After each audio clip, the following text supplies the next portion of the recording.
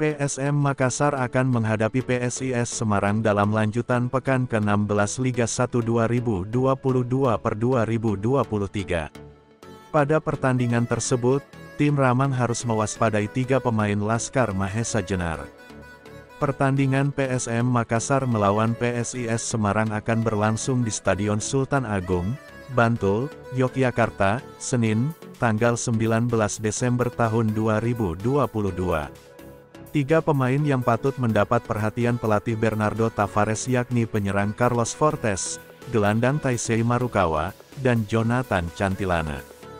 Pertama, striker Carlos Fortes perlu menjadi atensi lini belakang PSM yang dikawal Yuran Fernandes CS. Meski sempat alami cedera, ex-top skor Arema FC tersebut dinilai bakal menjadi ancaman serius benteng pertahanan Juku Eja. Selanjutnya, gelandang asal Jepang Taisei Marukawa bakal memberikan energi berbeda di lini tengah PSIS.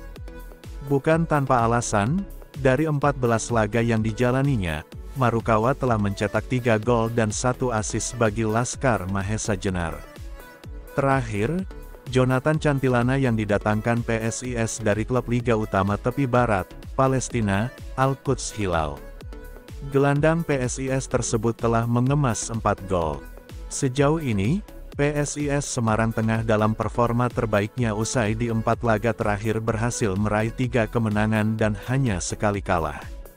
Termasuk saat menumbangkan Madura United 3-0 Senin tanggal 5 Desember tahun 2022, dan Persija Jakarta 2-0 Selasa tanggal 13 Desember tahun 2022.